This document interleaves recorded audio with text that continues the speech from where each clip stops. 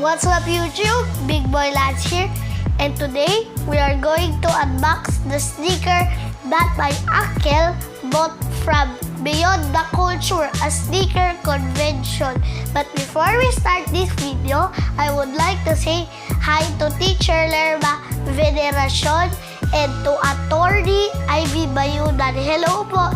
And to her niece, Viana Alexandra Bayudan. Hello! So let's go!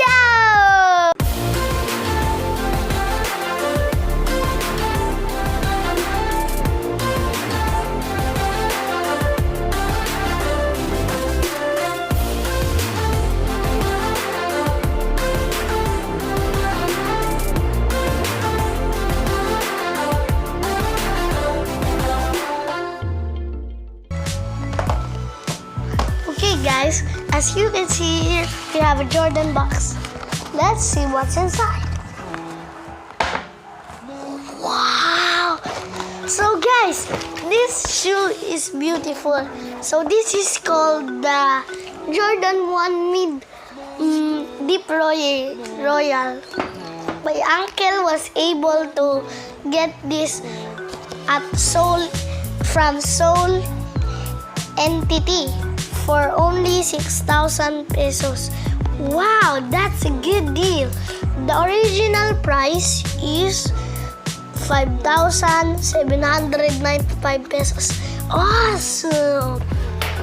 So inside the box, there is also a black lace and a sky blue lace. And there's also a shoe gel. Okay, so let's take a closer look at the shoe. First up, on the toe area, we have this light blue nubuck that is typical in Jordan 1 mids. And on the mudguard, we have this deep blue tumbled leather. Moving on to the middle section, we have this light blue tumbled leather and a black nubuck swoosh. Next, on the heel part, we have again this deep blue leather which extends up to the wings. On the tongue, we got the Jumpman logo in blue and red laces to match the Jumpman logo. And lastly, we got this off-white colored midsole for the retro look and a blue outsole.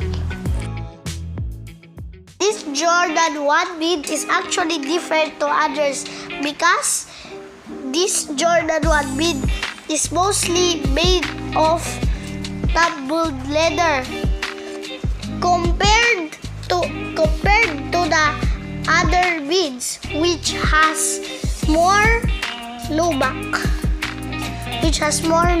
Actually. Here's the first one. Some sneakerheads does not really like the mids because they think that it doesn't look good and that Jordan brand should only release highs.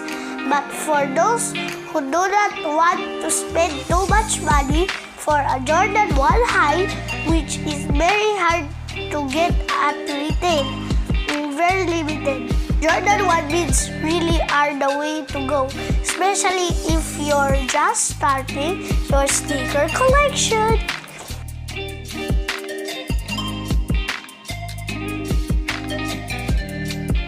As of now, the Jordan 1 is the most popular silhouette, and I think that the hype would just keep getting higher, especially because of the different collabs like Travis Scott and the upcoming Fearless Pact.